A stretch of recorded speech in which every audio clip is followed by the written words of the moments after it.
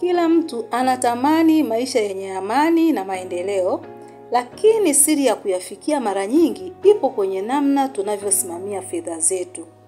Fedha ikisimamiwa vibaya inaweza kuvunja familia, biashara na hata ndoto. Lakini fedha ikisimamiwa kwa hekima inakuwa chombo cha kubadilisha maisha. Karibu kwenye Moyo wa Malezi.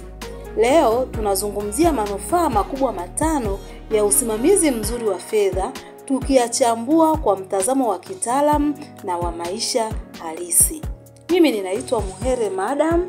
Kama bado haujasubscribe kwenye chaneli yetu ya Moyo wa Malezi, karibu ufanye hivyo sasa hivi, kwa sababu tunakuletea maarifa sahihi kabisa kwa ajili ya malezi, kwa ajili ya biashara na kwa ajili ya mahusiano. Karibu na twende tukaanze kuangalia mada moja baada ya nyingine. Hoja ya kwanza tunasema husaidia kutimiza malengo ya maisha. Kitaalamu hapa tunasema goal oriented financial planning. Kwa mujibu wa Financial Planning Standard Board FPSB, mtu anayepata bajeti au mtu anayepanga bajeti na kuweka malengo ya kifedha ana uwezekano wa 42% zaidi kufikia malengo yake ya muda mrefu kuliko asiye na mpango. Usimamizi mzuri wa fedha hukuwezesha kufafanua malengo kama elimu ya watoto, kujenga nyumba au kustafu kwa amani, na kuyatimiza hatua kwa hatua kupitia bajeti na akiba.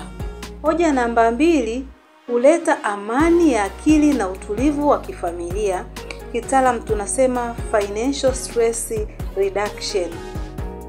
Tafiti za American Psychological Association APA zinaonyesha kuwa shinikizo la kifedha ni chanzo kikuu cha msongo wa mawazo, ambao hii tunaona ni stress, kwa zaidi ya 70% ya watu wazima.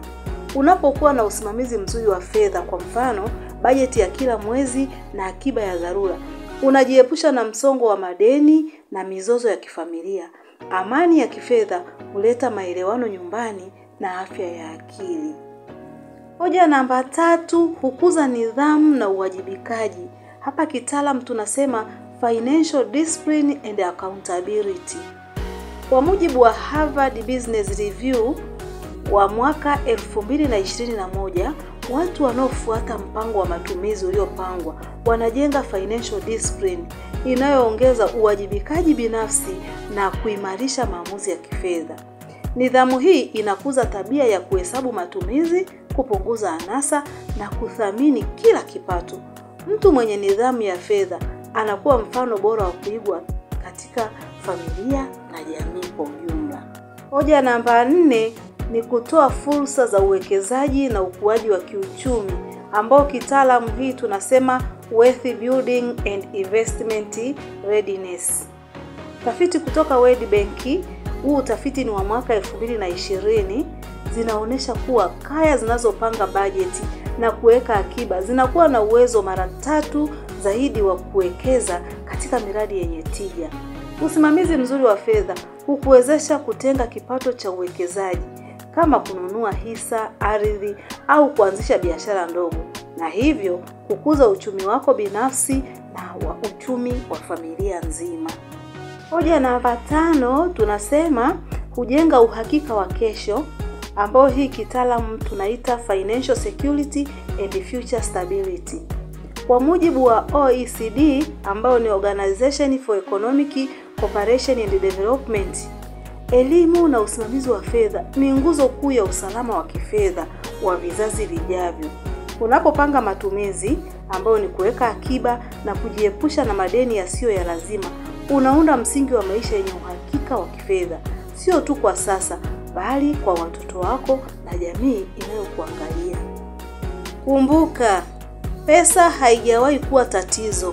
Tatizo ni namna tunavyoitumia. Usimamizi mzuri wa fedha si jambo la matajiri pekee, bali ni hekima ya kila anayetamani utulivu, maendeleo na heshima ya kifamilia.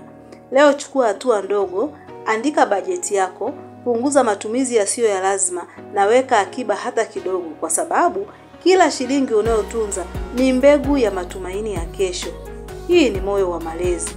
Tunakuinua, tunakujenga, tunakupa mwanga wa maisha bora. Bila shaka umejifunza kitu kipya siku ya leo. Usiache kushare, usiache kulike na usiache kusubscribe kwenye chaneli yetu ya Moyo wa Malezi. Asante sana kwa kuwa mmoja wa familia ya Moyo wa Malezi. Tunakuthamini, tunakujali, tunakupenda. Karibu sana, tukutane kwenye video nyingine inayofuata. Asante na Mungu mwema aendelee kukubariki na kukulinda.